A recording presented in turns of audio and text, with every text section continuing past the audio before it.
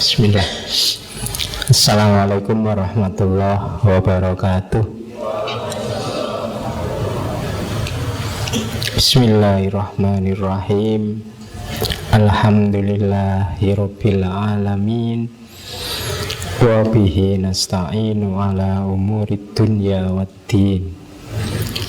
Allahumma sholli wa sallim wa barik ala habibina wa syafi'ina Sayyidina wa maulana Muhammadin wa ala alihi wa ashabihi wa man tabi'ahum bi ihsanin ila yaumiddin. Bismillah, kita lanjutkan ngaji kita. Malam hari ini suara saya agak besar ya. Enak, mantap. Agak pilek. Alhamdulillah masih bisa sakit. Berarti diperhatikan juga sama Allah. Dikasih sakit. Ada hadis yang menyatakan kalau orang itu begitu sakit, ada 4 malaikat yang datang. Yang pertama, mengambil kekuatannya. Malaikat yang kedua, melenyapkan lezatnya makanan dari mulutnya. Malaikat yang ketiga, menghilangkan cahaya mukanya. Dan malaikat yang terakhir, mengambil dosanya. Nanti kalau sudah sembuh, tenaganya dikembalikan lagi, cahaya mukanya dikembalikan lagi, lezatnya makanan dikembalikan lagi, tapi dosanya tidak. Jadi dosanya tetap diambil oleh malaikat terus dibuang. Alhamdulillah mengurangi dosa. Jadi saya dikasih sakit ini, alhamdulillah dosaku hilang sidik-sidik. Meskipun malam ini harus ngaji ya, saat nyampe temanya mumpung permainan. Jadi Homo ludens, manusia sebagai makhluk yang bermain. Ini tema kelihatannya santai, tapi seperti tema-tema sebelumnya, hasrat untuk bermain itu sifatnya fitri, khususnya terhadap semua yang berhubungan dengan dunia. Nanti ada beberapa ayat yang secara tegas menyatakan bahwa dunia ini memang sifatnya adalah laibun walahun, humor dan main-main. Nah, manusia sebagai bagian dari dunia pasti punya karakter itu. Cuma nanti dalam analisisnya para filosof, ternyata main-main itu tidak sekedar main-main, tapi dia juga serius, eksistensial, berhubungan dengan hakikat hidup kita. Nah, nanti kita lihat ya pelan-pelan seserius apa yang namanya permainan. Ya, oke, kita awali dari quotes ini. Quote ini kalau di Indonesia populer sekali, tapi bahasa Indonesianya all the world's a stage. Dunia ini panggung sandiwara. Jadi hidup kita ini sebenarnya main drama. Ya meskipun kalau dari wajahmu pasti bukan drama Korea. Iya, wajahmu Jawa ya main drama ini ketoprak lah ya, wayang wong ngono. Pasti bukan drama Korea. All the world's a stage itu dari naskah dramanya Shakespeare yang judulnya As You Like It. Kapan-kapan ya kita bahas Shakespeare di sesi pujangga. Dulu pernah kita ngomong pujangga, mungkin kapan-kapan kita ngomong lagi. And all the men and women merely players. Dan semua orang laki-laki dan perempuan itu sebenarnya hanya para pemain. Kita ini para pemain. They have their exit and their entrance. Kita itu ada masa keluar panggung, ada masa masuk ke panggung.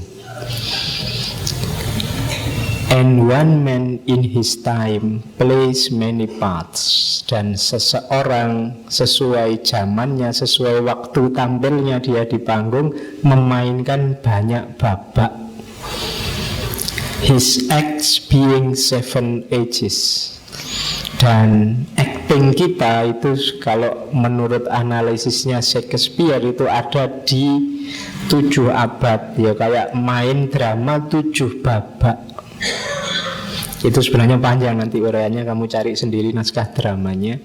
7 babak itu nanti yang pertama infant, bayi. Kemudian boys school. Boys school itu anak sekolah. Terus the lover. The lover itu ABG yang baru jatuh cinta pertama. Cinta monyet yang pacarannya di kebun binatang. Ya kan, kenapa disebut cinta monyet? Karena pacarannya di kebun binatang. Ini versi the lover. Setelah the lover, the soldier. The soldier ini tipe pekerja keras. Mulai, kalau ini kan cinta-cintaan terus kerja.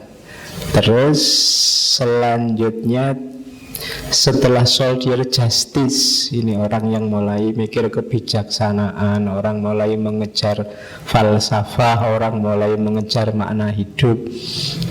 Level justice. Setelah justice the pantalon. Jadi pantalon itu bajunya orang tua itu yang sudah mulai menua.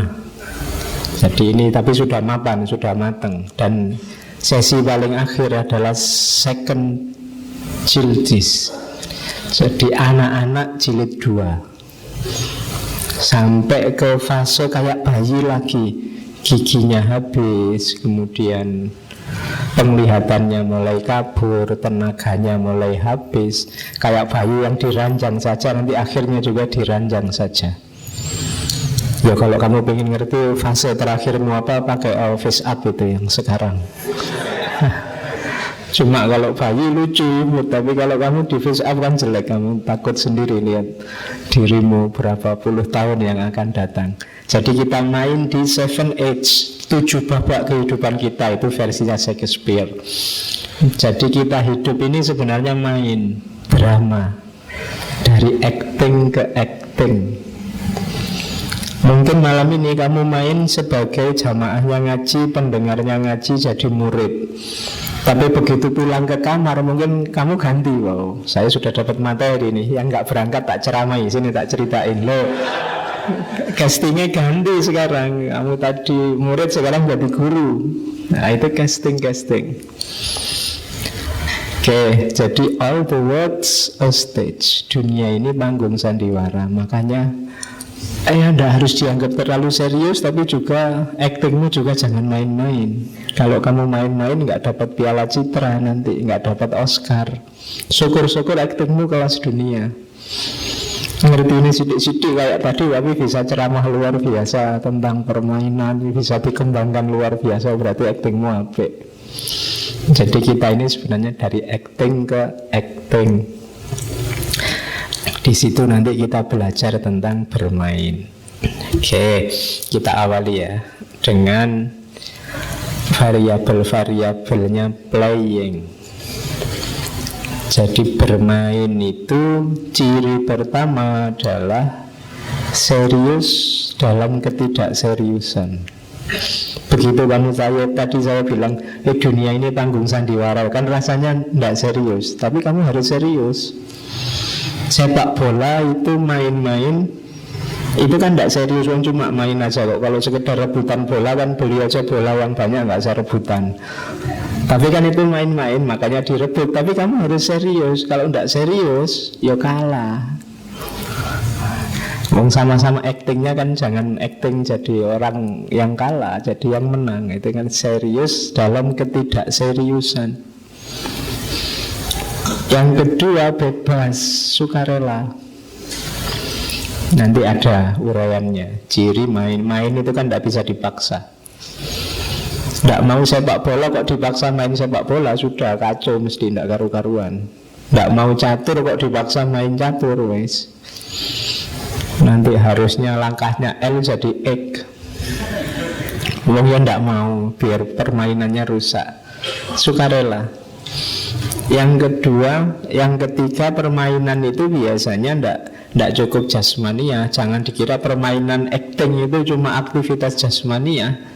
Inteleknya juga main, imajinasinya juga main. Dulu kalian kecil sering main di luar macam-macam itu kan juga tidak cuma jasmania. Bahkan sekarang banyak permainan yang justru jasmaniahnya paling sedikit. Main lewat gadgetmu, lewat HPmu, itu kan jasmaniahnya paling sedikit. Yang olahraga cuma jarimu. Kamu cuma melungker di kamar tapi ayo olahraga lari. Ini sudah lari nih Pak, sudah ya waduh wae. Yang gerak cuma jempolmu, jasmanianya dikit, intelek imajinasinya main. Tapi kalau permainan anak-anak zaman dulu kan jasmaninya banyak. Sekarang mungkin sudah jarang anak-anak malam-malam main di luar, itu kan tidak ada. Yang di luar malah yang tua-tua. Loh ya kan, yang anak-anak itu dulu ada terang bulan itu pada keluar main. Sekarang kan tidak nunggu bulan kan sudah terang di luar itu. Tapi anak-anak sudah tidak ada yang main di luar, sudah pegang gadgetnya sendiri-sendiri. Itu playing. Kemudian efek menyenangkan. Orang main itu kan mesti seneng. Makanya kalau hidup ini panggung sandiwara, rugi kalau kamu sumpek. Wong main itu yang dicari kan efek menyenangkannya.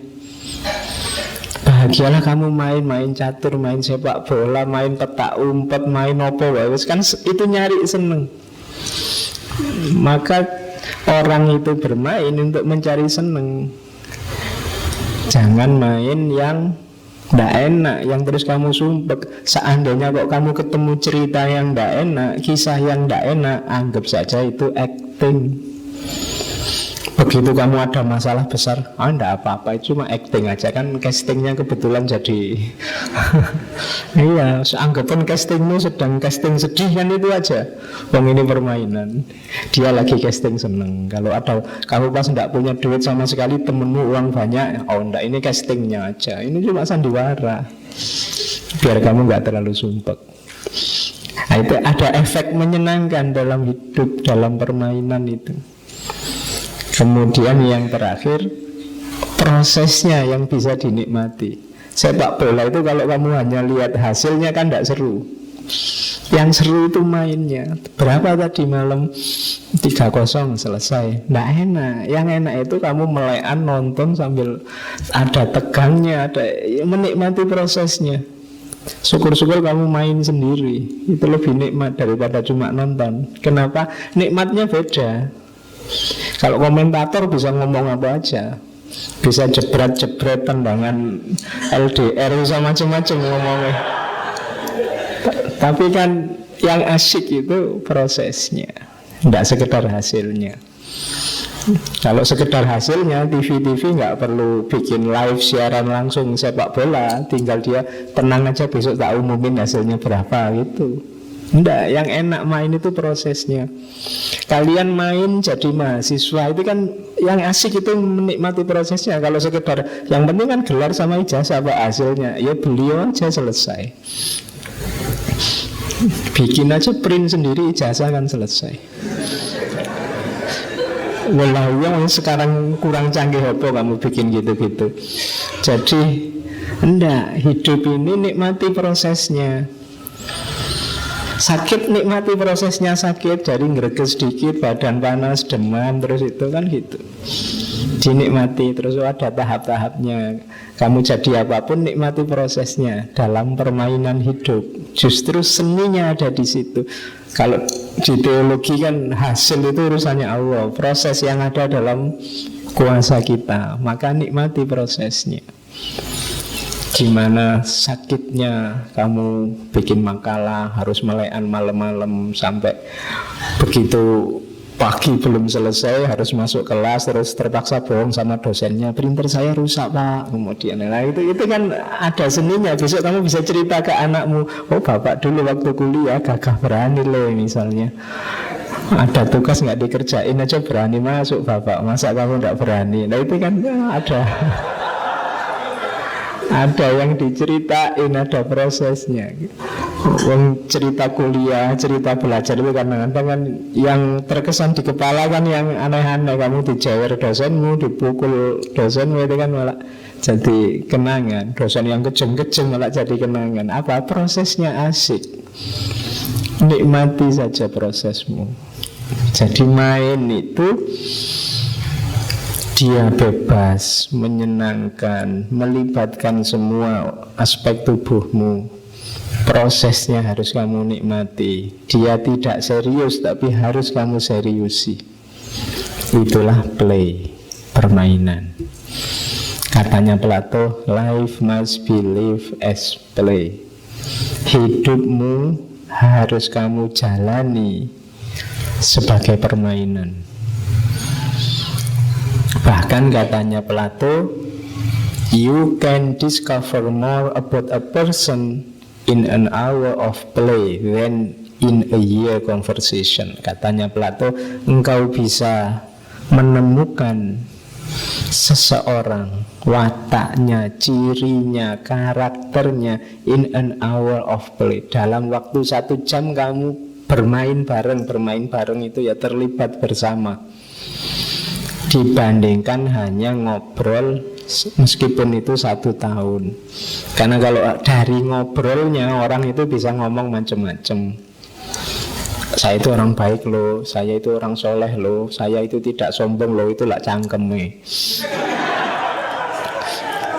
Iya, kalau ingin bukti kelakuannya, bagaimana dia bermain. Jadi, yuk kamu kan kalau membesarkan dirimu, saya baik kok pak, saya jujur kok pak, setahu saya tidak pernah bohong kok pak. Ya setahumu, temanmu merasa dibohongi terus. Jadi hidup ini permainan, bermainlah yang cantik. Dan orang itu kelihatan karakternya saat dia bermain. Terlibatlah dengan permainannya, kamu akan tahu seperti apa orang itu dibandingkan dengan a year conversation. Apalagi hanya baca buku biografinya, belum ketemu ya. Biografi kan mesti ditulis yang sukses-suksesnya. Nah, untuk tahu siapa dia, terlibatlah dengan dia. Kalau enggak usah dikomentari tentang siapapun. Kamu enggak kenal, kamu hanya katanya-katanya. Jangankan kata orang, kata dia sendiri pun kalau hanya kata-katanya, bisa iya, bisa enggak. Jangan dibiasakan komentari orang yang kamu tidak terlibat dengan dia. Kamu enggak tahu sejarahnya, enggak tahu perjalanan hidupnya, enggak tahu permainan yang sedang dia mainkan. Maka biarkan, tidak usah dikomentari. Wong tidak kenal. Nah, kebiasaan kita sekarang kan apa-apa mbok komentari. Ada cerita apa saja kamu komentari tentang orang yang kamu tidak pernah main sama dia. Makanya kalau ingin paham seseorang, ajaklah dia main. Nanti ke sana ya, main yuk gitu. Terus nah, ya kan kamu sering gitu modusmu. Terus kalau ini Nietzsche, katanya Nietzsche, in every real man a child is hidden that want to play. Di balik real man yang nanti oleh Nietzsche disebut Superman, itu tersembunyi anak-anak yang ingin bermain. Maka manusia sejati itu, seorang Superman itu tidak selalu kelihatan sangat serius. Dia bisa iseng, dia bisa santai, dia bisa main-main, tapi dia berkuasa. Apa yang dia inginkan, dia mau berjuang dan mau memenuhi. Itu cirinya real man kan? Superman-nya Nietzsche. Jadi di balik manusia sejati itu ada anak-anak yang ingin bermain. Maka kalau ada orang yang kok hidupnya serius terus, nggak ada santai-santainya, sesekali rekreasi main apalah, guyon apalah, kok serius terus, berarti dia tidak sejati sebagai manusia. Kehilangan fitrahnya beberapa, kayak fitrah kemarin kan homo ridden, seorang itu bisa tertawa, bisa santai. Kalau hari ini homo ludens, orang itu sekali-sekali bermain. Jadi in every real man a child is hidden that want to play. Jadi kalau ada temenmu kok tiba-tiba usil, nggak usah marah, oh ini anak-anaknya baru muncul. Ya, kalau usil itu anak-anaknya baru muncul. Kan kamu sering kan kadang-kadang usil, nggak ada angin, nggak ada hujan, nanti temannya di depan ditendang, oh sorry ya ngantuk misalnya, padahal tadi ya niat. Itu anak-anaknya yang sedang keluar. Nggak apa-apa ya, manusia itu memang kadang begitu, ada isengnya. Nanti temannya mau nulis pulpennya didelek, itu kan play, ingin bermain. Jadi ini insting dalam diri manusia, yaitu insting untuk bermain. Oke, kita mulai belajar teori sekarang. Teori-teori klasik tentang permainan. Nanti ada teori-teori modern. Ini dari para tokoh, kebanyakan psikolog. Kalau yang teori klasik,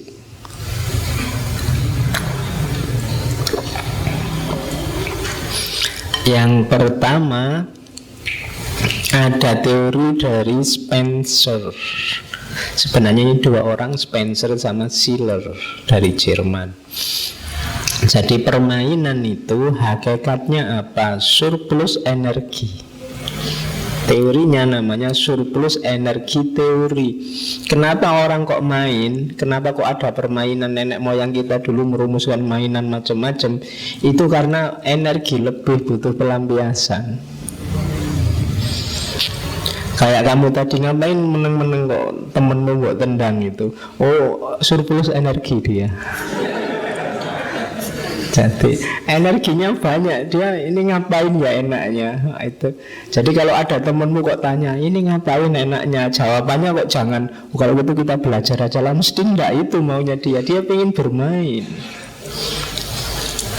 Jadi sesuatu yang mungkin penting tapi jangan yang terlalu serius. Permainan itu muncul karena ada surplus energi. Malam-malam masih belum waktunya tidur, tidak ngerti apa. Terus zaman dulu anak-anak bikin permainan apa, nanti pulang sekolah di kebun bikin permainan apa. Kenapa? Surplus energi. Ya kalau ini sebenarnya mudah dipahami ya. Kalau orang sudah capek, tidak punya energi, ya ngapain? Diam-diam main sepak bola yuk ya kalau capek. Nggak mungkin dia mau sepak bola. Jadi teori paling awal kenapa manusia itu bermain, karena energinya lebih. Nah, cara paling gampang nolak orang berarti kalau kamu diajak main tidak mau, jawab saja energiku habis. Butuh dia. Kalau mau ngajak aku main, traktir dulu biar energinya balik. Kalau langsung main tidak kuat aku, kan gitu. Itu pakai teori surplus energi. Yang kedua, kalau ini di mana-mana dikenal ya, rekreatif teori Lazarus. Katanya Lazarus, ya main itu dalam rangka relax, rekreasi. Hidup itu ya tidak cuma isi, kadang-kadang juga kosong. Kalau pakai teorinya Demokritos itu kan alam ini tersusun dari atom dan kekosongan, atom dan kekosongan kan gitu. Hidup juga begitu, dia sempurna kalau ada seriusnya, ada santainya, ada kerja kerasnya, ada istirahatnya. Minggu lalu kan diajarkan itu, ya serius ya kadang-kadang humor. Kalau humor terus, hidupmu ya tidak karu-karuan. Serius terus ya kacau. Jadi lengkap. Nah, permainan ini bagian rekreatifnya. Kok kamu tiba-tiba merasa jenuh luar biasa, cari permainan. Kalau kamu kok misalnya HP-mu kok dipakai ngaji, terus wah saya kok capek pak ngaji terus, ya sekali-sekali game. Jangan dibalik, main game terus capek pak, ya sekali-sekali ngaji. Ya. Jadi rekreatif itu komplementernya, pasangannya serius. Jadi permainan itu, anak-anak itu karena sejak pagi sudah serius di sekolah, begitu pulang dia butuh main, rekreatif. Jangan pagi sekolah, siang les, malamnya ngaji, kemudian habis tenaganya, dia tidak menikmati hidupnya, serius terus. Jadi harus ada faktor rekreatifnya.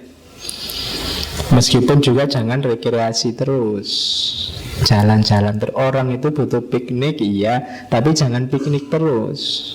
Duitnya siapa dipakai piknik terus? Kan harus cari kerja juga untuk jalan-jalan buat pikniknya. Nah itu rekreatif teori. Yang punya teori Lazarus. Yang nomor 3, kalau ini Karl Gross. Ini lebih serius teorinya. Karl Gross namanya anticipatory theory. Semua jenis permainan, katanya Gross, itu sifatnya adalah menanamkan skill tertentu secara menyenangkan, yang ini nanti dibutuhkan untuk masa depan. Anak-anak itu bermain, ini sebenarnya ada hikmahnya, kalau bahasanya filsafat, ada manfaatnya. Di balik permainan itu ada skill-skill, mungkin fisik, mungkin mental, yang diperlukan untuk masa depannya. Ada permainan catur misalnya, itu kan latihan mikir, latihan strategi. Besok di masa depan kita butuh itu. Itu namanya anticipatory theory.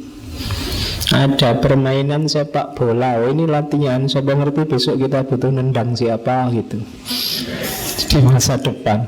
Jadi setiap yang kita lakukan sekarang dalam bentuk permainan itu sebenarnya melatih skill tertentu yang kita butuhkan besok di masa depan. Misalnya ada main apa wis zaman kecil dulu, main petak umpet sembunyi-sembunyian. Yang satu jadi polisi, yang satu jadi maling. Ya mungkin itu latihan, siapa tahu besok jadi polisi beneran. Ya, itu anticipatory teori. Jadi ada rahasianya. Skill itu yang ditanamkan, kalau ditanamkan tidak secara serius, tegangkan bisa lebih masuk. Kadang-kadang kamu punya skill apa gitu, waktu kecilnya main kelereng gitu kan, sobat ngerti besok kamu jadi pejabat butuh main golf. Loh itu kan rumusnya sama tuh, memasukkan ke lubang kan, itu aja. Loh itu kamu sudah dilatih, jadi besok kalau kamu jadi pejabat diajak golf, santai aja. Waktu kecil saya sering main kelereng. Jadi itu anticipatory teori.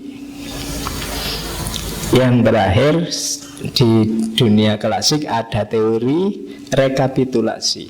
Jadi recapitulation teori, yang punya teori Stanley Hall. Kalau ini kebalikannya. Jadi permainan yang kita bikin hari ini itu sebenarnya warisan dari nenek moyang, mungkin dalam bentuk skill, insting, kemampuan apa yang sekarang tidak dipakai, tidak ada pelampiasannya. Maka dihidupkan lagi, rekapitulasi dihidupkan lagi lewat permainan. Jadi mungkin nenek moyang kita dulu suka lari karena memang tidak ada transportasi misalnya. Sementara hari ini kakimu nggak terlalu banyak dipakai.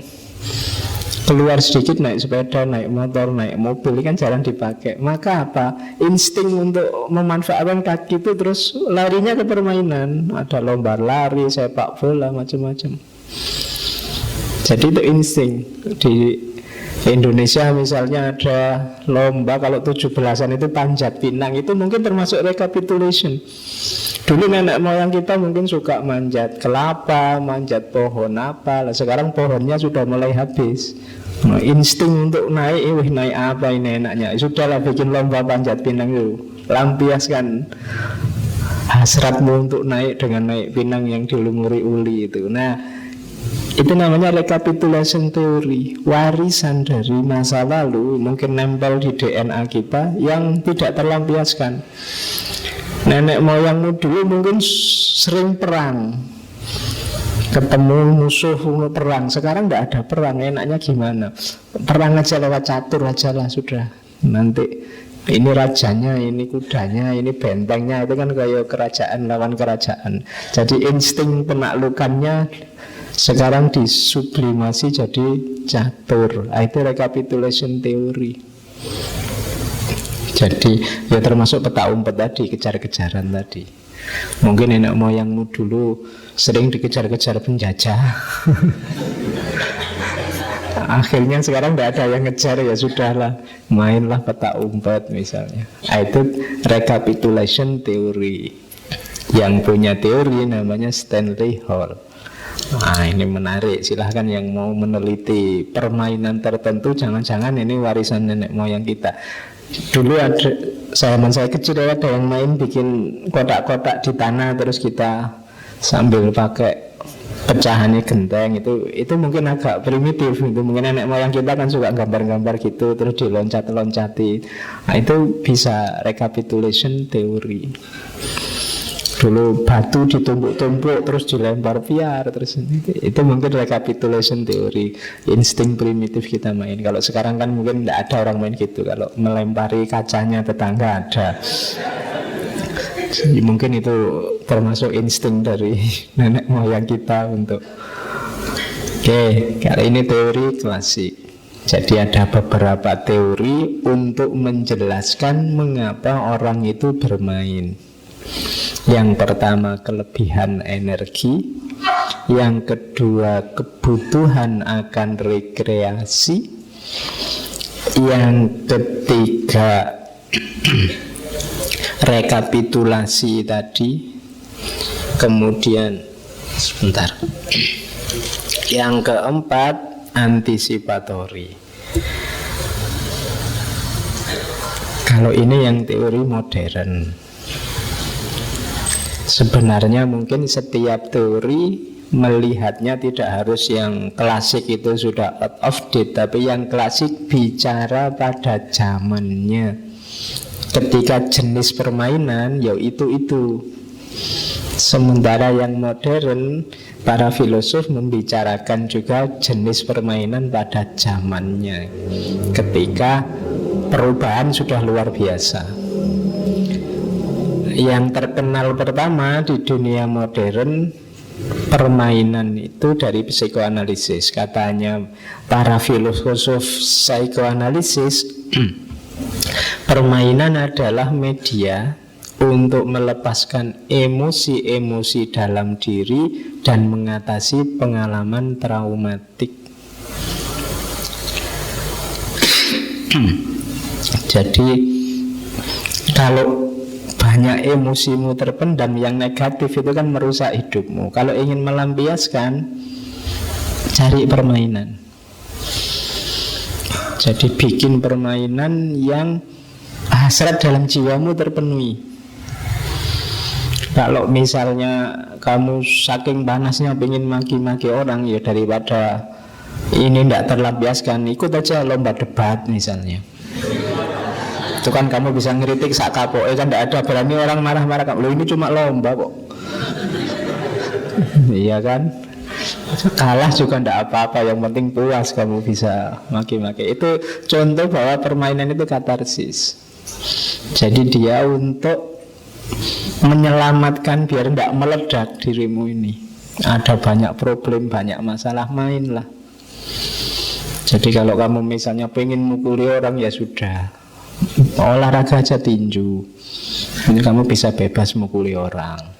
Kalau kamu pengen nendangi orang, ya sepak bola boleh. Pengen ngeplaki orang, bisa main volley. Kalau pengen itu namanya pelampiasan katarsis. Itu kan kamu bisa ngeplak sak kapoke, bisa sak keras-kerasnya seitunya.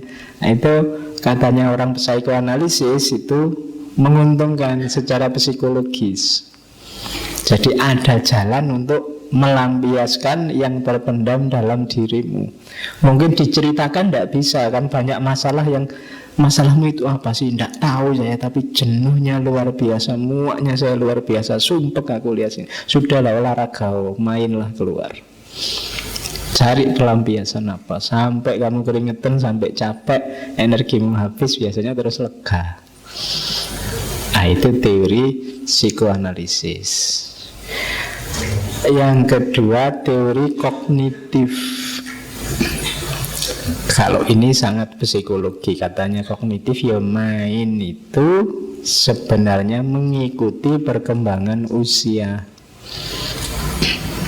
Setiap anak, setiap manusia itu di tahap-tahap usianya ada permainan-permainan sendiri. Jadi teorinya itu, yang ini jangan dilewatkan. Kalau dilewatkan nanti perkembangannya jadi tidak normal. Anak kecil waktunya main bola kecil ya kasih bola kecil, biarkan dia main dengan bola kecil. Jangan masih kecil terus dipaksa harus profesional kayak Ronaldo, kayak Messi. Kasihan dia. Biarkan dia asik di levelnya. Nanti semakin besar sedikit mungkin mainnya beda lagi, semakin besar lagi beda lagi, beda lagi. Ini teori kognitif.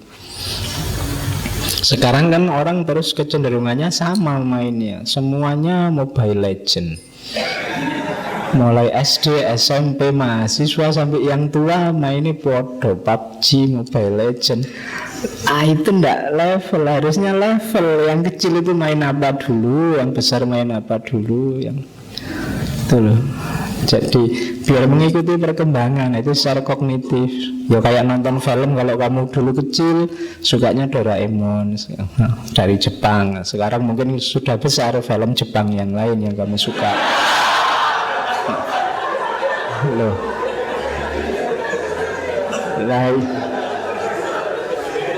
Ya normal, masuk kamu masih suka Doraemon. Oke. Kok banyak yang ketawa, berarti langganan semua. Terus itu perkembangan kognitif. Jadi butuh permainan yang berbeda sesuai levelnya, dan ini harus diikuti sebagai manusia yang normal. Terus yang ketiga, permainan itu masuk teori belajar sosial.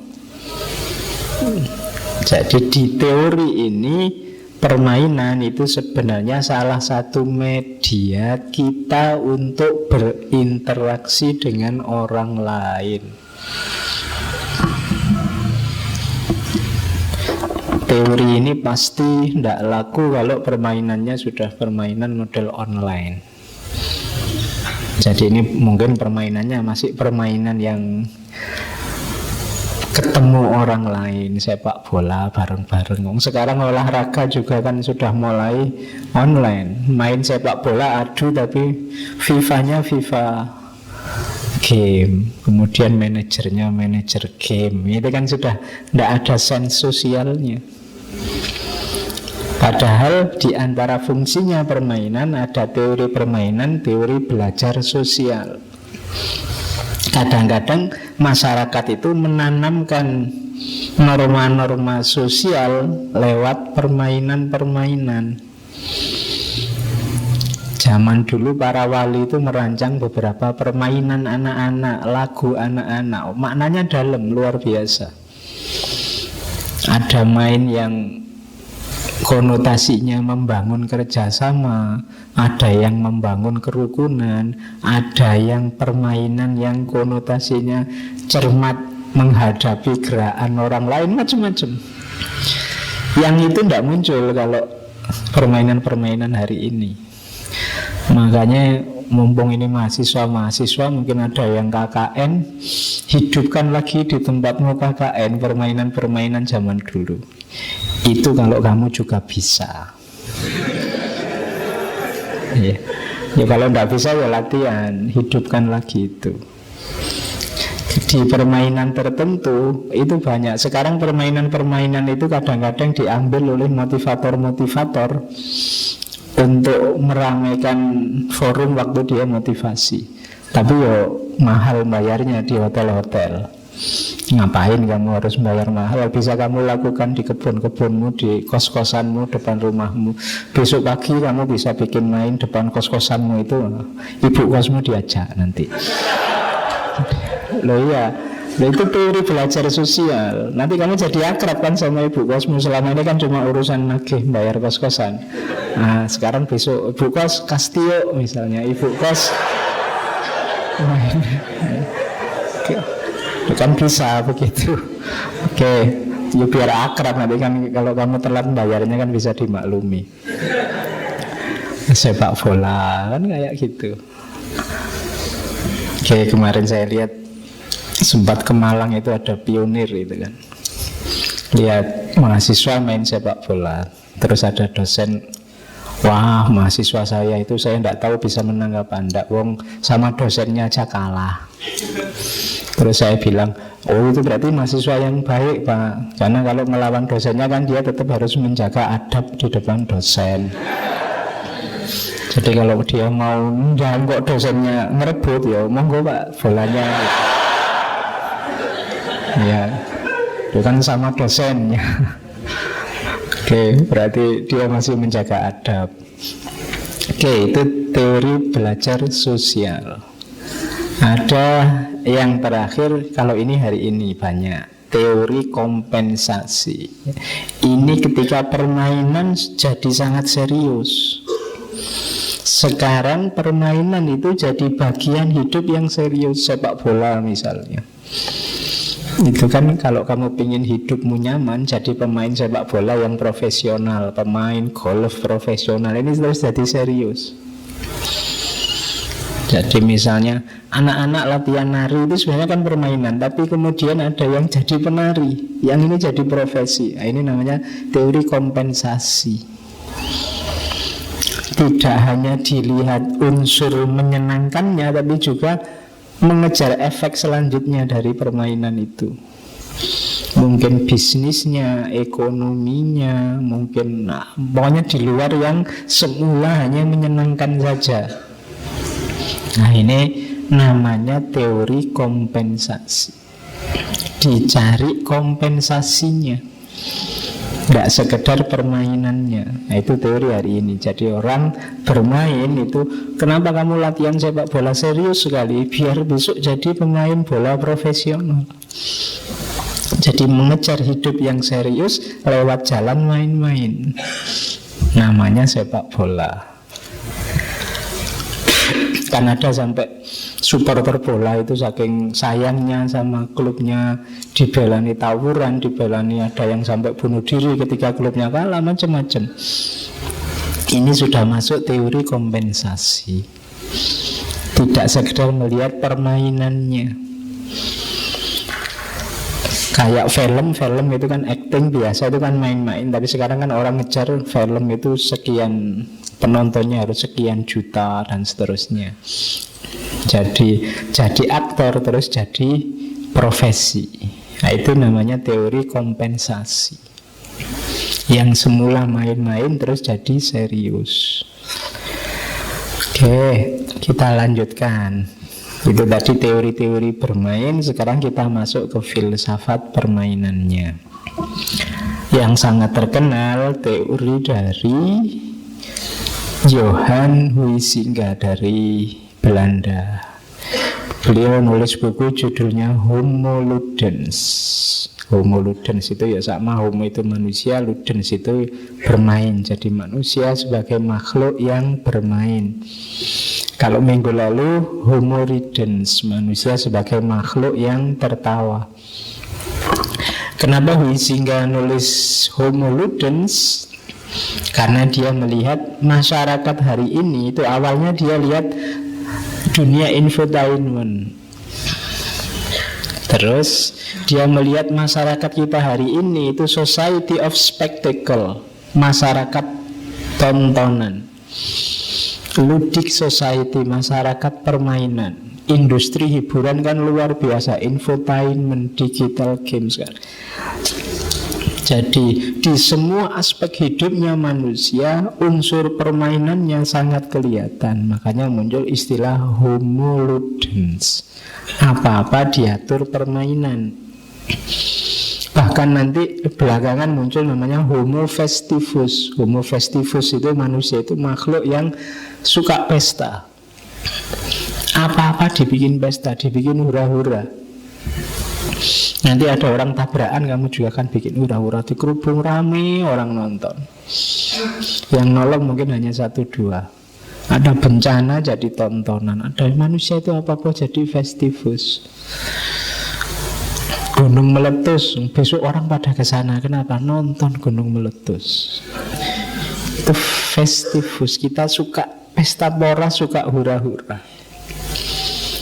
Nah, katanya Huizinga, manusia itu memang ciri eksistensialnya ludens, melengkapi 2 ciri sebelumnya.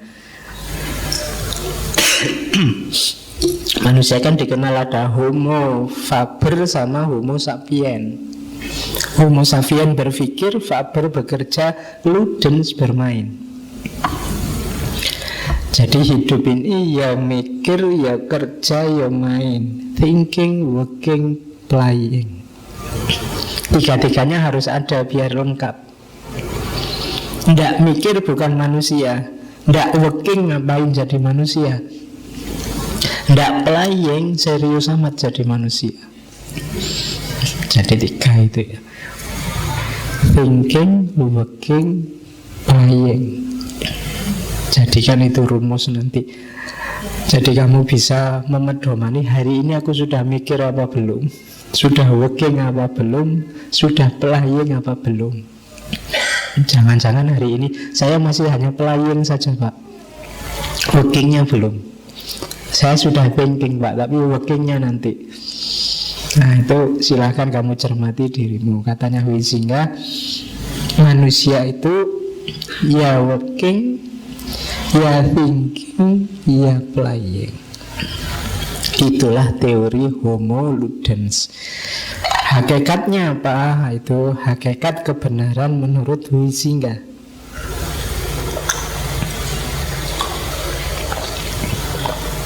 Permainan, katanya Huizinga, dalam dunia manusia itu sebelum kebudayaan dan nanti menjiwai kebudayaan. Budaya yang dibangun oleh manusia, katanya Huizinga, semuanya berkarakter ludik. Ludik itu permainan. Budaya itu kan hasil cipta rasa karsanya manusia. Pasti ada ludiknya, ada permainannya. Apa wis? Semuanya. Bangku ini, flash disk ini, laptop, mikrofon, itu kan ada karyanya manusia semua. Nuansa permainannya kan kelihatan. Kenapa panjangnya dibikin sekian, kemudian aturan mainnya bagaimana, kok ini besar sekali, yang ini nggak dibikin besar juga. Itu pasti ada logika-logika imajinatifnya, logika permainannya. Masyarakat bikin budaya apa, itu kan ada unsur playingnya. Tinggal berdoa saja di model macam-macam. Coba sekali-sekali kayak 2 minggu yang lalu, jenisnya doa, gayanya orang berdoa, pelembagaan doa, itu kan semuanya playing. Sebelum budaya lahir, unsur playing ini mendahului. Ngaji ini kan ada unsur playingnya. Kita mulai jam 8 ya, nanti diakhiri jam 10. Parkirnya jangan di situ, diatur di sana. Itu kan, ini kan kita sedang play, sedang bermain. Emangnya kalau nggak jam 8 apa nggak bisa? Ya bisa. Tapi kan kita bikin aturan main. Kan kamu sering pakai istilah itu. Ada aturan mainnya. Itu berarti apa? Kita sebenarnya sedang bermain. Kuliah ada aturan mainnya loh. Nah itu sudahnya kalian di kampus juga sedang bermain. Itulah namanya homo ludens. Setiap produk budaya kita itu sifatnya ludik. Modelnya ada permainan yang tidak ada cirinya. Permainan itu. Permainan bukan berarti tidak serius, tapi ada unsur ludiknya, ada unsur mainnya. Terus, nah, unsurnya permainan itu secara umum dua. Sesuatu disebut permainan itu isinya dua, eros sama agon. Ini dua dewa Yunani. Eros itu dewa asmara, dewa cinta, bahasa Yunaninya Cupid, anaknya Afrodit yang nanti oleh ibunya disuruh jadi Afrodit ini wanita paling cantik kabarnya. Cuma terus ada saingannya namanya Psyche. Psyche ini banyak orang bilang lebih cantik dari Afrodit. Terus Afrodit merintah anaknya, Psyche ini dihukum saja, panah orang paling jelek, biar Psyche jatuh cinta sama orang paling jelek ini, biar Afrodit tidak ada saingannya. Tapi terus waktu Eros mau manah Psyche ini, panahnya nyerempet dirinya sendiri. Akhirnya malah Eros yang jatuh cinta sama Psyche. Dan cerita selanjutnya kamu cari sendiri di film-film. Oh, nanti jadi ceramah cinta lagi nanti. Oke, yang kedua Agon. Kalau Agon ini memang dewa kontes, dewa perlombaan. Jadi tugasnya yang membuat orang semangat berkompetisi. Kalau kamu mulai males-malesan, tidak kompetitif, nah, kamu perlu ngasih sajen dewa Agon. Itu kalau orang Yunani. Jadi, nah, permainan itu mix antara Agon sama Eros. Menyenangkan, membuat orang suka, cinta, nek basa Jawa ini demenake, plus Agon, semangat. Bermain itu kan gitu, kamu seneng dan semangat. Kok permainan tidak ada senengnya, tidak ada semangatnya, itu berarti belum permainan. Kamu pasti tidak sukarela menjalankannya. Jadi permainan itu harus ada unsur Eros sama Agon. Baru di situ ada ludik.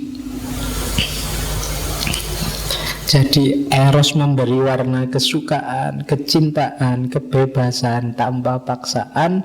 Dan Agon memberi warna penuh perjuangan, semangat untuk menang. Jadi ini dua unsur permainan. Ini saya agak cepat, materinya masih banyak. Jenis permainan kalau ini Jos filosof Belanda juga. Mimikri, Agon lagi pakai nama itu, Alea sama Illings.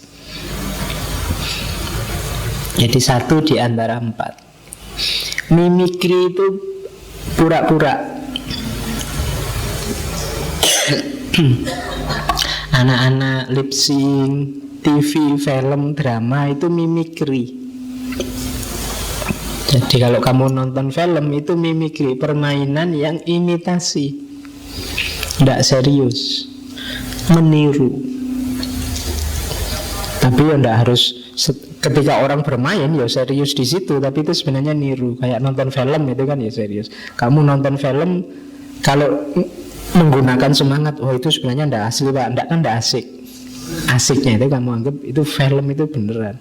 Kalau kamu nonton film misalnya film-filmnya Marvel terus pakai logika, nah tidak masuk akal itu Pak. Ya tidak seru kamu nonton filmnya. Ada kalanya yang main harus imajinasi. Kenapa? Itu mimikri. Ya memang tidak asli, itu memang main-main, tapi fantasi bermain di situ. Kayak anak kecil-kecil main dokter-dokteran, perempuan main masak-masakan, nanti pasirnya ini berasnya, nanti itu kan masuk kamu pakai logika. Gitu kok beras itu pasir gitu loh. Nanti tidak jadi main. Itu mimikri. Kalau yang kedua Agon. Agon tadi ya pertandingan, perlombaan, kuis, kontes. Idol itu Indonesian Idol, American Idol itu Agon. Kemudian alea.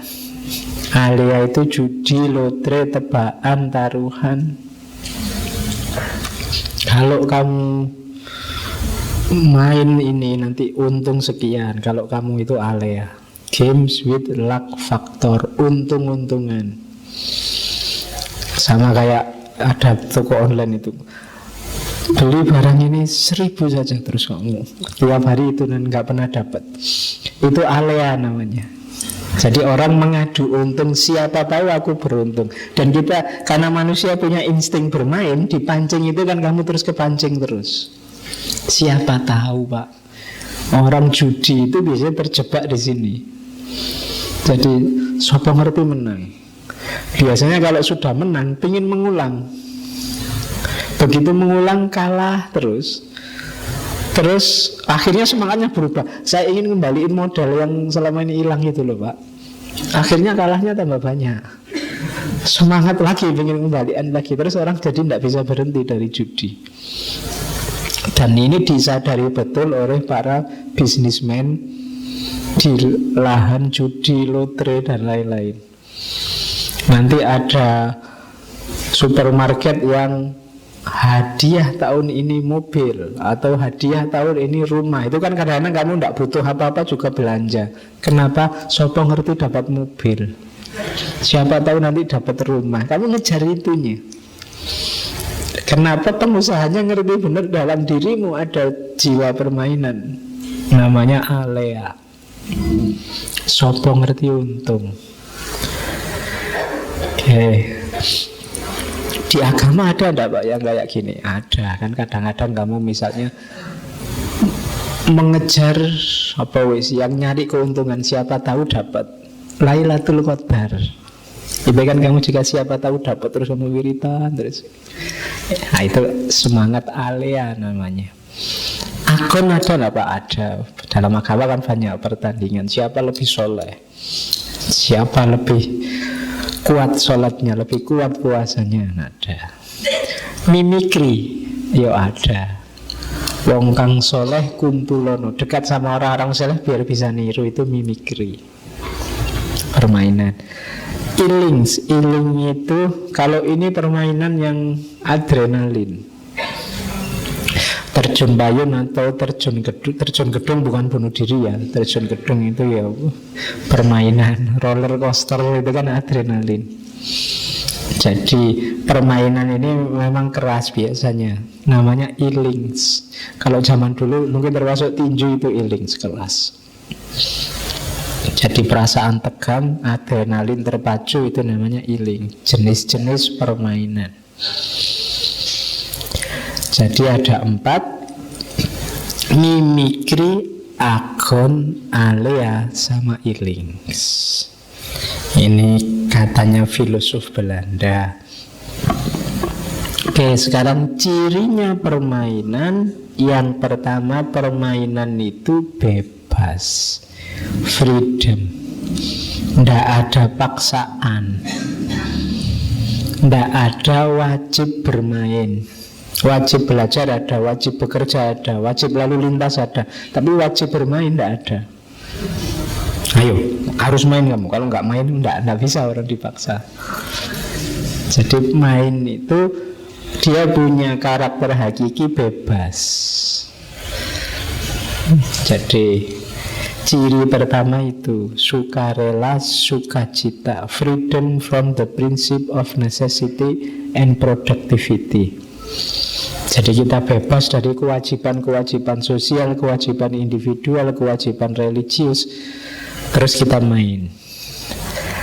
Dia tidak dituntut macam-macam, kecuali main yang terus geser ke ranah sangat serius tadi, jadi profesi, jadi gantungan hidup. Tapi hakikatnya main itu bebas.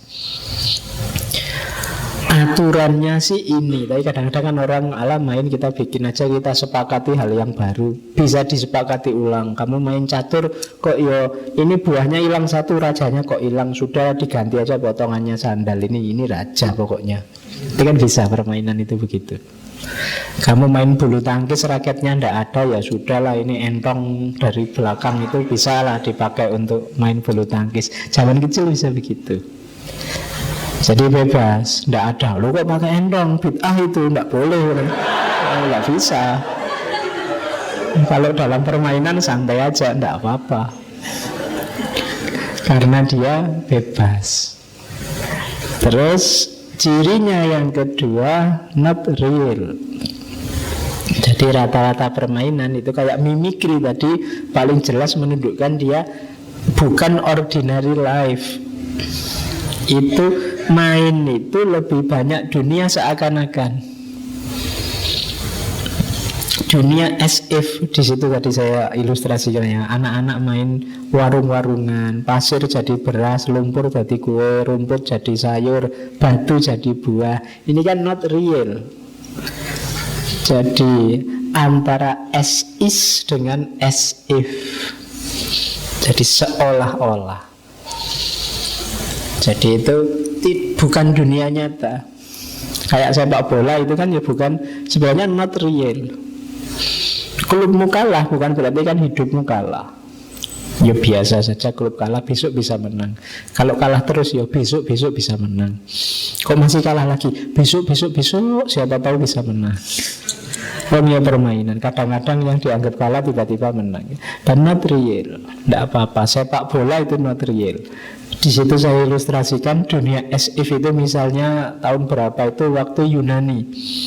Waktu Yunani menang sepak bola Piala Eropa, itu orang Yunani senangnya luar biasa. Pemain-pemain ini bahkan dianggap bukan manusia lagi, kayak dewa wisan. Oh itu ngalah-ngalahi dewa, dipuja-puja, dipuji-puji kayak dewa. Nah diperlakukan kayak dewa ini kan as if namanya. Di dunia sosial kan banyak as if. Mungkin kamu mengidolakan ustadz siapa, mengidolakan tokoh siapa, itu kan kamu puja, kamu puji. Di HP-mu gambar dia di mana-mana tentang dia, itu as if. Suka drama Korea apa, kemudian kamu itu as if. Seolah-olah drama itu penting sekali buat hidupmu, itu as if. Telat satu seri saja kamu gondoknya luar biasa, itu as if. Not real, bukan ordinary life. Itulah cirinya permainan. Oke. Jadi katanya Walter Benjamin, kecenderungan untuk beralih dari as is ke dunia as if, itulah kecenderungan mimikri, kecenderungan meniru, membayangkan, menghayati apa yang kita rindukan seakan-akan sudah atau segera terjadi.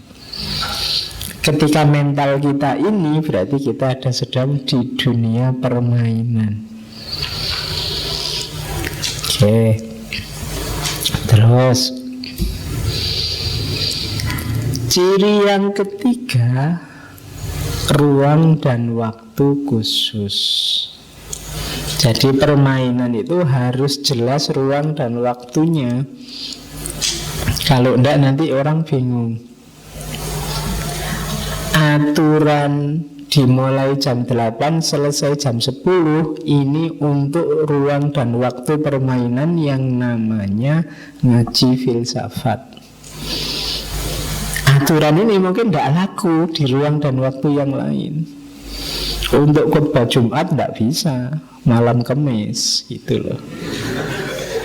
Itu ada aturan mainnya sendiri. Jadi ciri permainan itu ruang dan waktunya khusus. Ada yang perlu tempat khusus, kadang-kadang waktunya saja yang khusus, kadang ruangnya saja yang khusus. Tapi harus jelas medannya. Jadi makanya ada lain lubuk, lain belalang. Itu kan menunjukkan bahwa setiap ruang sosial dia punya dimensi permainannya sendiri. Permainan di sini mungkin tidak cocok dengan permainan di sana. Nah itu ciri yang ketiga permainan. Jadi kenapa harus jelas ruang dan waktunya dalam rangka ini loh. Yang pertama exhibition. Yo kamu harus jelas tampilmu itu kapan kan jelas. Yang kedua concentration, biar setelah ini sudah nggak perlu tegang lagi ngaji, kamu bisa ngapain aja. Kalau sudah selesai ngaji jam 10 itu kan karena ini masih ngaji, konsentrasimu masih fokus ke sini, itu concentration. Sepak bola juga begitu kan, 45 menit 2 kali 45 menit, setelah itu ya bebas. Jadi meskipun bolanya sudah keluar, wasitnya nggak nyemprit kalau sudah selesai sepak bola. Misalnya sudah berit selesai, itu kan ruang dan waktunya selesai. Pemainnya megang bola nggak apa-apa, nggak ada yang teriak penalti, penalti. Oh sudah bubar kok. Ya sudah nggak penalti lagi. Kenapa? Waktunya selesai. Gitulah. Jadi itu concentration jadi pendukung. Yang ketiga protection, perlindungan. Jadi banyak permainan yang hanya bisa dilakukan di ruang dan waktunya. Di luar itu jangan. Tinju misalnya, ya waktu tinju itu sudah selesai rondenya, di bawah jangan tinju lagi, tawuran itu namanya. Nah, itu protection. Yang tidak boleh di permainan di luar ruang dan waktunya, itu bisa boleh kalau ruang dan waktunya pas. Maki-maki boleh, mungkin waktunya lomba debat biar menang, menjelek-jelekkan lawan debatmu, itu mungkin kadang-kadang pandangan Anda salah, pandangan Anda kiri itu kan menjatuhkan, menjelekkan. Tapi yo, wong memang lomba di ruang dan waktunya pas, tapi di luar itu tidak boleh. Wong kadang-kadang pelanggaran saja bisa dimaklumi. Kayak sepak bola itu harusnya nendang bolanya, kamu nendang dodone musuhnya misalnya, itu kan pelanggaran, tapi kan terlindungi. Jadi ada aturan-aturannya. Jadi ciri yang ketiga itu ruang dan waktunya harus pas. Ciri yang keempat, rules of the game. Kalau ini pasti ada aturannya yang disepakati.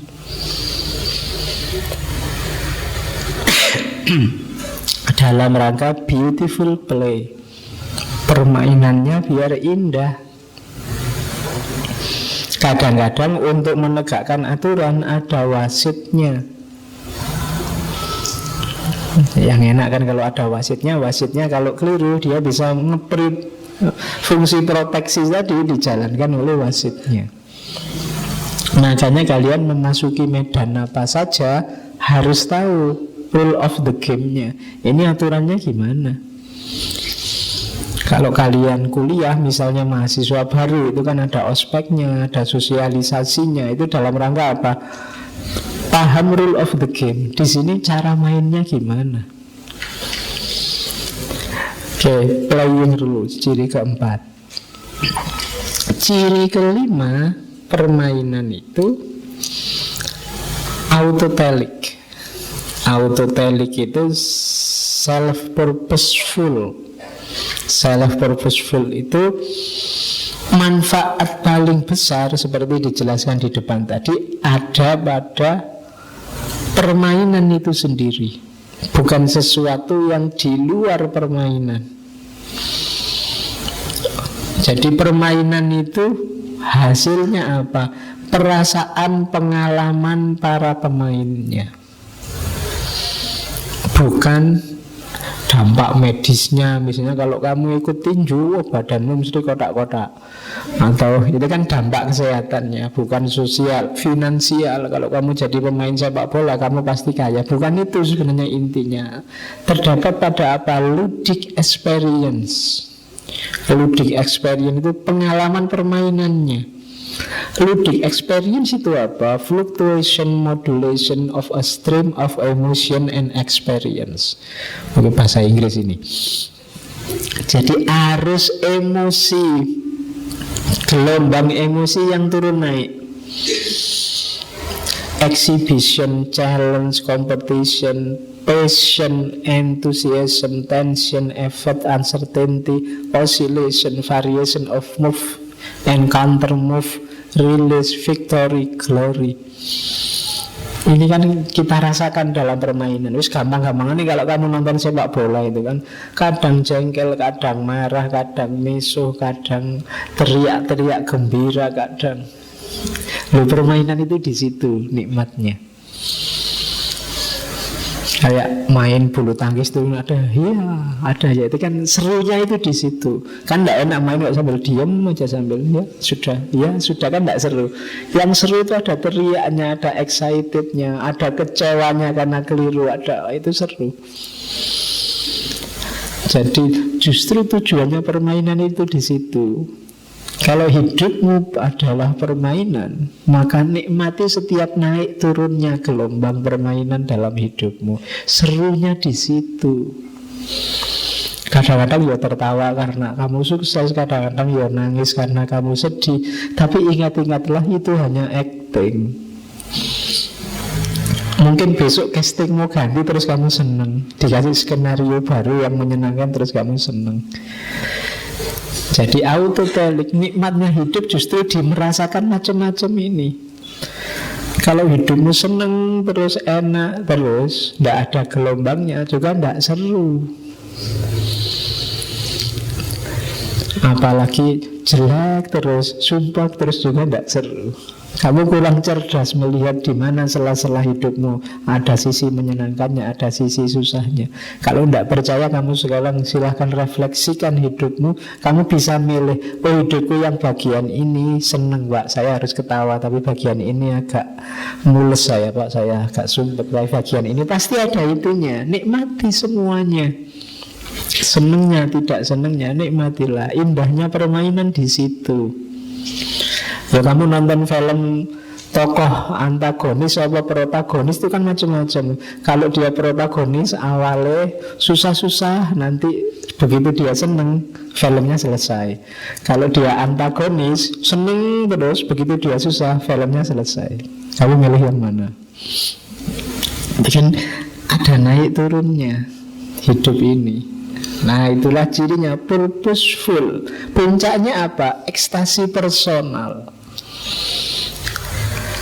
Apakah ekstasi itu individual, hanya satu orang yang mengalami, atau kolektif sekelompok orang, atau massal sangat banyak orang, atau global semua orang? Saya sendiri yang senang hari ini Pak, boleh. Untuk kasus tertentu saya dan kelompok saya senang Pak karena menang kemarin, boleh. Pokoknya itu namanya ekstasi personal. Ketika dalam permainan kamu sukses. Jadi nikmati naik turunnya hidupmu dan purposefulnya permainan dalam kehidupanmu. Disitulah rahasia Homo ludens, manusia sebagai makhluk yang bermain. Terus kalau ini lebih dalam lagi membaca permainan dari Simon Sinek. Simon Sinek ini motivator, pengarang, British American. Jadi dia melihat gayanya orang hidup.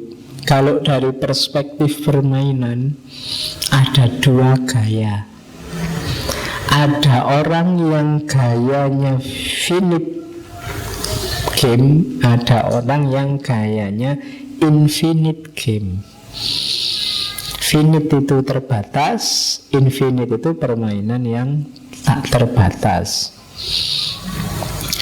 Jadi bedanya apa finite sama infinite? Kalau finite game yang terbatas tadi, orang bermain untuk segera menang.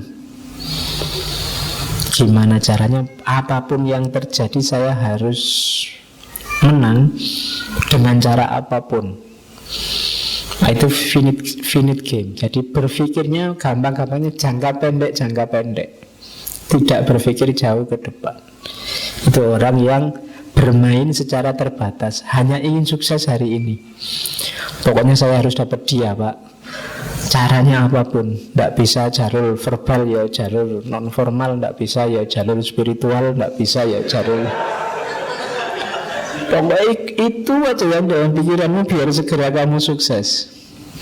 Ini orang yang gaya hidupnya finite, terbatas. Hanya penglihatannya hanya dibatasi oleh itu, tidak melihat ke depan.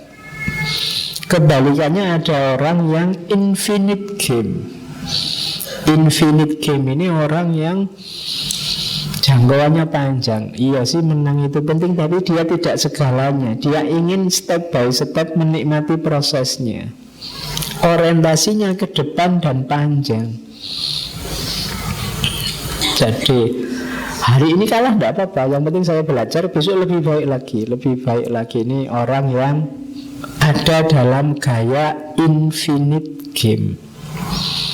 Jadi permainan yang tidak terbatas. Orang yang memainkan permainan tak terbatas akan bermain untuk bisa tetap bermain.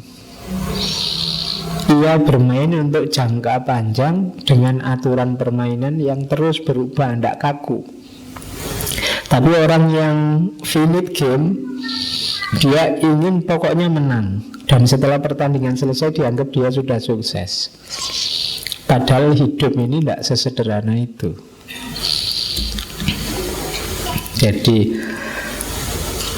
orang yang ikut permainan tak terbatas, gaya hidupnya bermain tapi bermain infinite, itu cirinya apa? Dia tidak rakus.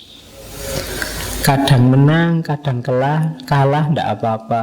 Tidak ngejar ranking, tidak pusing siapa nomor 1 ranking pertama siapa, lulus cum laude tercepat terbaik siapa, peduli amat. Fokus utamanya apa? Aku berkembang lebih baik terus. Saingan utamanya, musuhnya biasanya siapa? Dirinya sendiri. Jadi orang yang orientasinya panjang itu berat memang, tapi dia akan jadi orang yang lebih baik terus menerus, dan musuh utamanya adalah dirinya sendiri. Ada nomor 2 yang finite, yang terbatas. Ini orangnya pingin cepat menang, ambisius, pingin jadi nomor 1, mengalahkan semua orang. Fokus utamanya orang lain untuk dikalahkan. Bahkan mereka bisa mengorbankan apapun, yang penting menang. Orang semacam ini musuhnya ya orang lain, tapi biasanya kesuksesannya jangka pendek.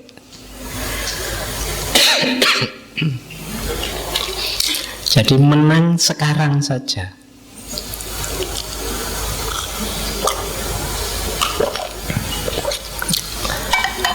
Kenapa kesuksesannya jangka pendek? Karena sudah sangat banyak yang dikorbankan untuk kesuksesan yang ini, yang sekarang. Saya ada banyak teman yang seusia saya sudah penyakitnya panen macam-macam. Kenapa? Mungkin dulu, mungkin waktu mahasiswa dia sangat serius belajar, melekan tiap hari, ngejar target ini, target itu. Akhirnya apa? Fisiknya tidak diperhatikan. Pokoknya gawenane ngopi, melekan, ngerokok, kemudian kuno gitu, terus dengan begadang, dengan ritme yang sering, kemudian akhirnya apa? Usianya belum terlalu tua, penyakitnya macam-macam. Kayak saya ini watuk, pilek, itu kan biasa. Ini penyakitnya orang miskin nih. Iya, kan penyakit yang level puskesmas, pusing keseleo masuk angin. Ya, kalau yang kelas-kelas tinggi tidak kuat bayar. Oke. Akhirnya apa? Modalnya banyak hilang di awal, tidak bisa jangka pak. Iya, dia sukses sekarang, tapi tidak lama, tidak bisa menikmati. Kemarin tidak bisa makan enak karena tidak punya uang. Sekarang tidak bisa makan enak karena penyakit. Akhirnya sepanjang hayat tidak bisa makan enak. Strateginya keliru. Kenapa? Dia mengejar kemenangan jangka pendek. Seolah-olah kalau hari ini kalah itu terus dunia kiamat. Seolah-olah kalau tidak lulus terbaik cum laude itu penglihatan jadi gelap. Iya, padahal kadang-kadang setelah lulus ijazah ya nganggur. Kerja yang dikerjakan apa, ijazahnya dibawa kemana. Oke, jadi maka latihanlah kalian punya stamina panjang untuk bertanding jangka panjang. Ngapain sepak bola menang sekarang tapi kakinya patah terus tidak bisa main lagi? Yang penting sekarang harus menang. Kaki patah juga tidak apa-apa, ya jangan. Kalau kakimu patah tidak bisa tanding lagi, kamu hilang nanti. Ditelan oleh generasi baru yang lebih punya stamina panjang. Jadi itu katanya Simon Sinek. Oke, nah Malam ini saya bawa beliau, filosof Indonesia, Bapak Profesor Driyarkara. Nanti cari tulisan beliau tentang ini di bukunya Filsafat Manusia. Filsafat Manusia itu kumpulan tulisannya. Ini sebenarnya semacam puisi, cuma saya tulis tak kumpulkan jadi satu begitu. Jadi kalimatnya unik kalau dibaca. Yang pertama, bermainlah dalam permainan, tapi jangan main-main. Hidup ini permainan memang. Mau tidak mau kita harus bermain. Tapi jangan cuma main-main. Seriuslah. Terus mainlah dengan sungguh-sungguh, tetapi permainan jangan dipersungguh. Susah ya. Main dengan sungguh-sungguh susah. Permainan jangan dipersungguh itu. Wong ini bermain kok, ngapain sampai kamu sebaper itu? Gitu. Biasa aja lah wong ini permainan, tapi serius main. Itu maunya beliau Pak Driyarkara. Jadi ayo kita serius. Sepak bola ya, ayo sepak bola yang serius. Tapi nek kalah ya ndak senangis itu, ndak sesedih itu, biasa aja. Wong ya cuma permainan. Lomba ayo, saingan ayo. Kalau gagal ya ndak apa-apa, wong permainan. Itu namanya permainan, jangan dipersungguh. Terus kesungguhan permainan terletak dalam ketidaksungguhannya, sehingga permainan yang dipersungguh tidaklah sungguh lagi. Ayo, bingung kok ya, latihan jadi filosof ya gini kamu. Jadi kesungguhan permainan itu terletak dalam ketidaksungguhannya. Begitu kamu sungguh-sungguh bermain, menunjukkan berarti kamu sedang sangat tidak sungguh-sungguh. Nah ya, sebagaimana permainan yang dipersungguh, dia tidak sungguh lagi. Jadi permainan yang dipersungguh itu sebenarnya tidak sungguh-sungguh, wong itu permainan. Semakin kamu bermain kan berarti semakin tidak sungguh-sungguh, meskipun kamunya sangat sungguh-sungguh. Semakin dalam kamu bermain, berarti semakin sungguh-sungguh kamu bermain, menunjukkan kamu semakin tidak sungguh-sungguh. Pikirin dewe ning kamarku. Ayo. Terus mainlah dengan eros, tapi jangan mau dipermainkan eros. Mainlah dengan agon, tapi jangan mau dipermainkan agon. Jadi dalam permainan kita yang main, jangan mau dipermainkan oleh permainan. Jadi jangan dibalik, kita yang dibikin susah oleh permainan. Permainan itu kita pengendalinya. Gitu loh.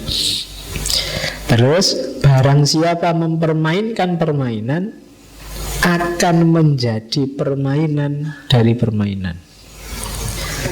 Ayo, susah lagi kamu. Barang siapa mempermainkan permainan akan menjadi permainan-permainan. Jadi nantinya akan kebalik, kamu yang dipermainkan oleh permainan. Kenapa? Permainannya kamu permainkan. Nah itu nanti ngapain kamu main-main dengan yang sudah main-main? Berarti kamu dipermainkan oleh permainan. Ayo, because pokoknya diulang-ulang, diolak-walik gitu, kamu tambah bingung. Oke. Bermainlah untuk bahagia, tapi jangan mempermainkan kebahagiaan. Mempermainkan kebahagiaan berarti kamu tidak jadi bahagia. Jadi kebalik. Jadi bermainlah, targetnya bahagia. Jangan mempermainkan kebahagiaan. Orang yang mempermainkan kebahagiaan itu menunjukkan dia belum bahagia. Itu silahkan kamu renungi nanti ya, dari kalimat pertama sampai kalimat terakhir. Itu filsafat permainan. Sebenarnya Selain Homo ludens, ada teori teolog itu, filsafat ketuhanan, ada lagi namanya Deus Luden. Deus Luden itu Tuhan juga sebenarnya sedang bermain dengan kita. Tidak percaya, nanti ada teolog namanya Zalman. Dia tercerahkan ketika lihat anaknya main petak umpet. Dari anaknya main petak umpet ini dia sadar sebenarnya Tuhan itu sedang main petak umpet dengan kita. Kita kan disuruh mencari Tuhan, disuruh mengenal Tuhan, itu kan Tuhan itu kayak sedang sembunyi, terus kita harus nyari. Padahal hakikatnya kan tidak. Kalau kayak anak kecil main petak umpet itu kan, ayo cariin aku, padahal dia ada. Bukan berarti dia hilang. Jadi kalau ada yang tanya, emangnya Tuhan hilang kok dicari? Enggak, Tuhan ini sedang bermain dengan kita. Kamu mau nyari enggak kalau Tuhan sembunyi? Itu Deus Luden. Sama nanti ada teori Deus Faber, ada teori kapan-kapan kalau filsafatmu sudah tinggi. Iya benar. Kalau masuk ke sini nanti kamu tambah bingung. Yang sekarang masih Homo ludens dulu, manusia sebagai makhluk yang bermain. Jadi mau tidak mau kita ini bermain. Agama memperbolehkan. Loh, kalau Islam tidak cuma memperbolehkan, banyak ayat yang menyatakan dunia itu memang itu permainan. Saya bawa beberapa ayat. Misalnya surat Al-Hadid itu, I'lamu, ketahuilah, annamal hayatud dunya laibun walahun. Sesungguhnya kehidupan dunia ini hanya permainan dan senda gurau. Itulah kenapa manusia punya atribut Homo ludens, Homo ridens. Kenapa manusia bagian dari kehidupan dunia ini. Wazinatun, manusia itu suka berhias. Di luar manusia tidak ada zina. Watafahurum bainakum, bangga-bangganan. Ini agon tadi. Jadi saling membanggakan dirinya. Watakathurun fil amwal wal aulad. Ini sama. Banyak-banyakan harta, saling membanggakan banyak-banyakan anak. Banyak-banyakan anak itu maksudnya biasanya yang dibanggakan itu keturunannya. Kalau anak membanggakan orang tuanya, itu konotasinya sama, takasur. Kamasali, ini ilustrasinya Al-Quran. Hidup di dunia ini yang permainan. Kenapa tadi disebut panggung sandiwara? Kamu tidak harus terlalu serius, meskipun mainnya juga harus serius. Karena hidup di dunia ini kamasali waisin a'jabal kufara nabatuhu summa yahiju fatarohu musfarran summa yakunu hutoma. Jadi seperti hois hujan, a'jabal kufara nabatuhu, yang membuat, ingat-ingat ya, di situ kufar bukan artinya orang kafir ya. Kufar di situ artinya petani. Jadi tidak semua kata-kata kafir dalam Al-Quran itu artinya orang kafir, kufar. Jadi kamu tidak apa-apa, dasar kamu kafir, saya memang anaknya petani. Jadi ini kufar. Jadi seperti hujan yang membuat para petani takjub. Jabal kufaro nabatuhu, karena dia bisa menumbuhkan tanaman. Sumaya hijau, kemudian tanaman itu layu. Fa'tarohu musfarron, kemudian engkau melihatnya warnanya jadi kuning. Sumaya kunu hutoma, kemudian dia hancur.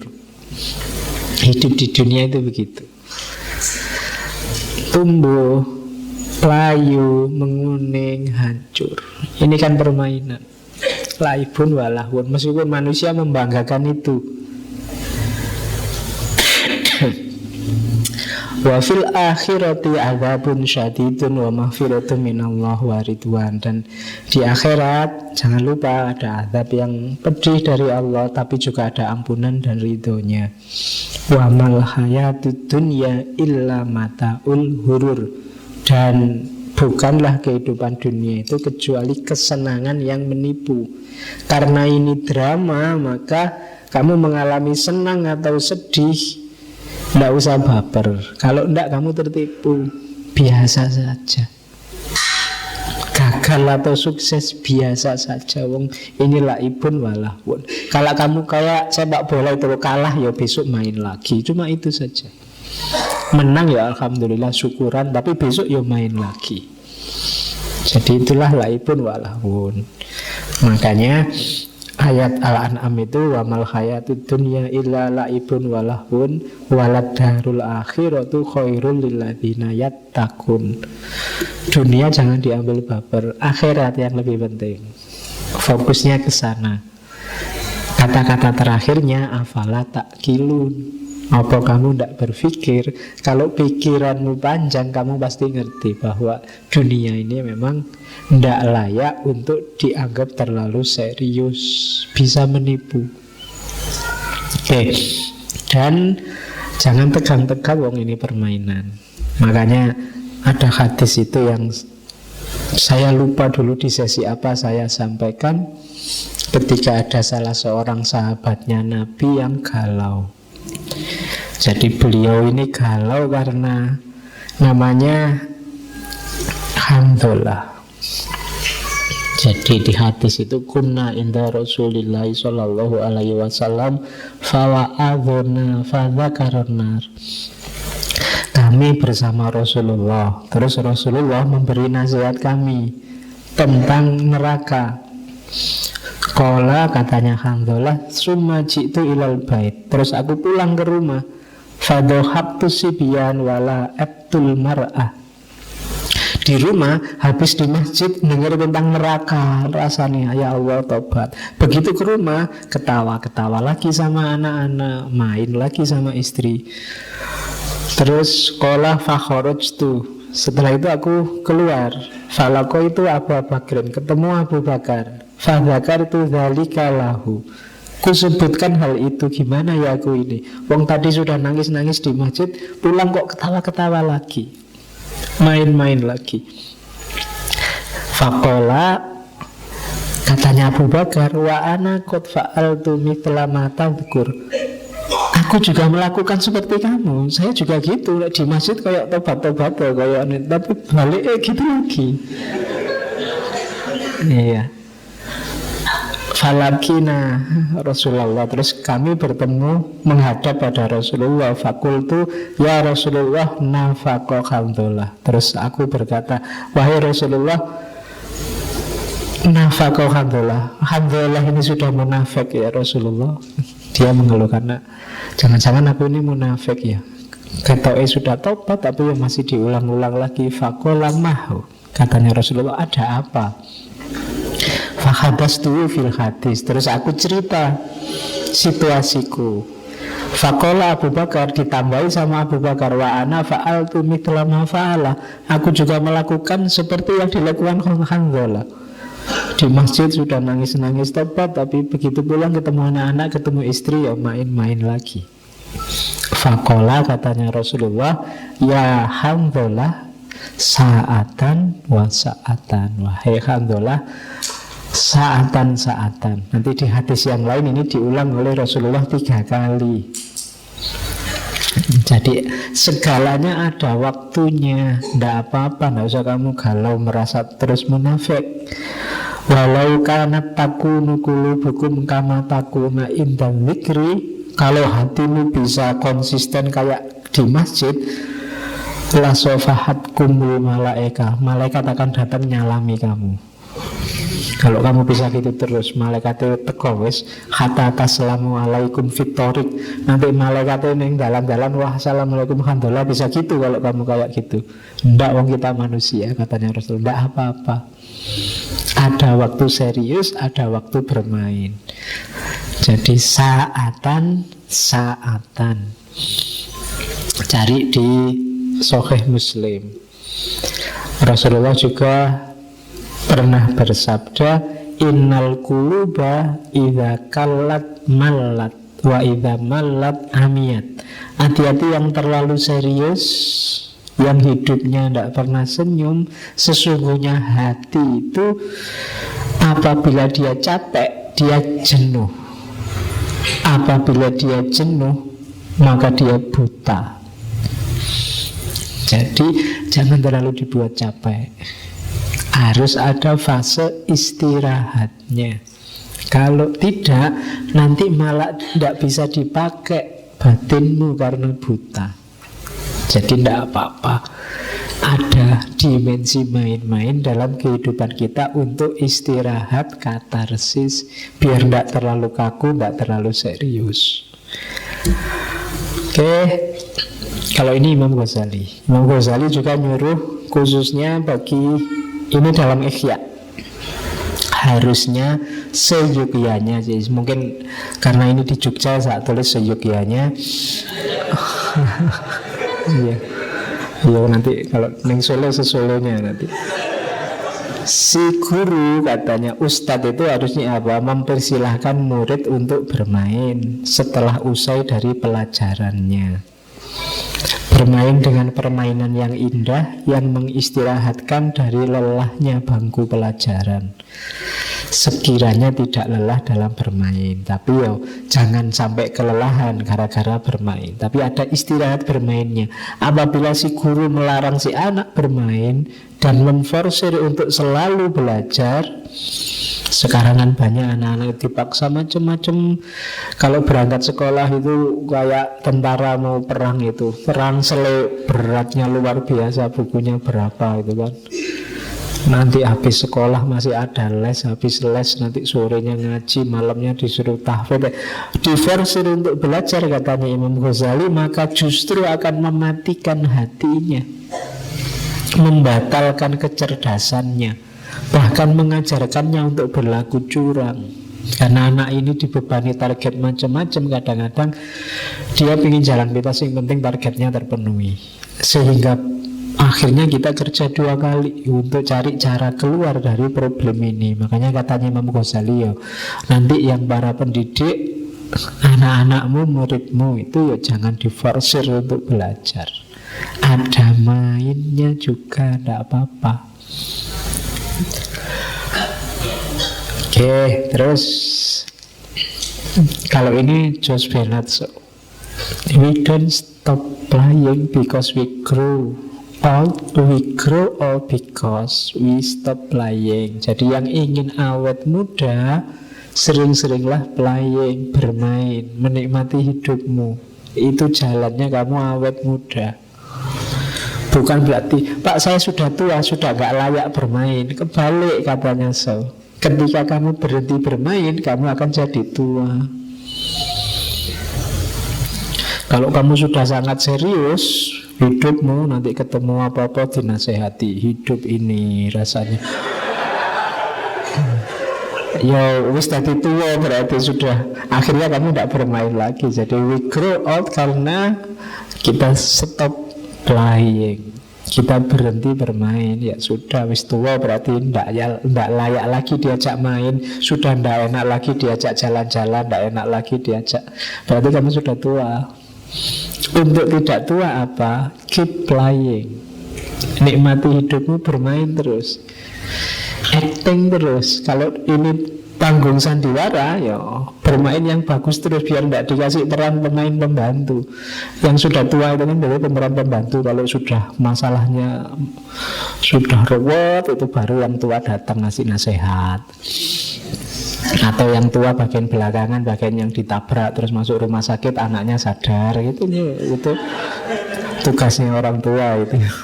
Jadi grow up. Kalau kamu tidak playing, itu katanya Ini juga quotes, body heals with play, the mind heals with laughter, and the spirit heals with joy. Tubuhmu itu, jasmanimu itu, dia sehat karena bermain. Pikiranmu sehat karena kamu tertawa. Dan spiritmu, semangatmu penuh sehat karena kamu gembira.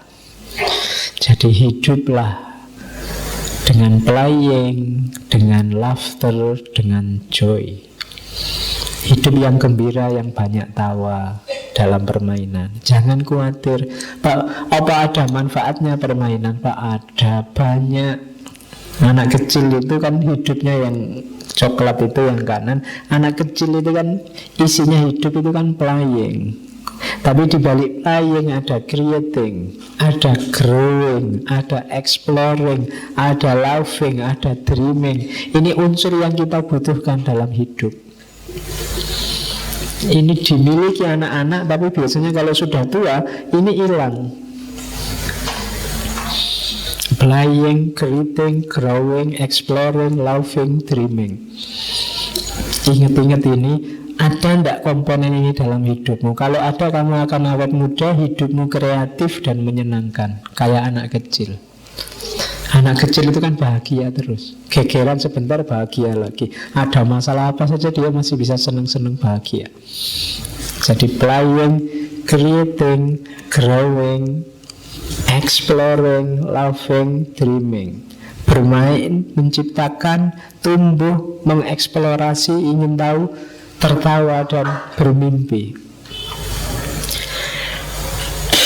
Orang tua itu kelemahannya biasanya kan tidak punya mimpi sudah. Hidupnya sudah selesai. Mimpinya diberikan pada anaknya. Terus anaknya juga nanti diberikan lagi pada anaknya. Jadi terus imbal-imbalan mimpi sampai 7 turunan. Tidak ada yang terwujud. Jadi lakukan ini, maka hidup kita akan joy, akan bahagia, gembira. Terus kalau bisa di sini, ini Arnold Toynbee yang dulu kita bahas di filsafat sejarah. The supreme accomplishment is to blur the line between work and play.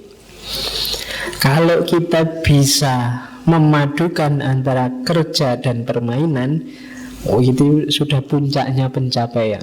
Kerja itu jadinya tidak berat. Jadi kerja itu jadinya menyenangkan. Maka jadikanlah pekerjaanmu sebagai berkarakter playing yang menyenangkan. Apakah itu kuliah, apakah itu kerja, jadi apa saja. Kalau enggak ya kerja dan playing ya jalan tapi sendiri-sendiri. Jadi kerja rasanya berat sekali, nek playing tetap dia menyenangkan.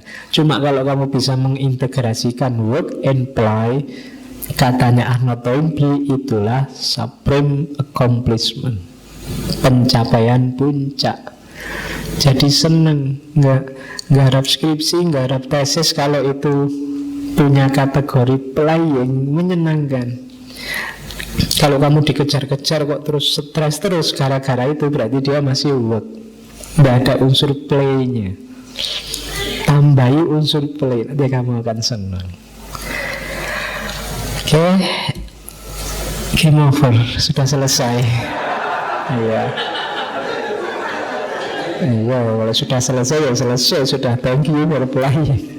Sudah selesai, alhamdulillah, sesi malam hari ini tentang permainan. Oke. Minggu depan kita masuk ke bagian terakhir tentang falsafah hidup, pernikahan kalau tidak salah. Ini memenuhi permintaan banyak pihak. Akhirnya ketemu juga dengan tema pernikahan. Oke, saya kira itu ya untuk ngaji malam hari ini. Kurang lebihnya mohon maaf. Wallahul muwaffiq, wallahu a'lam bissawab.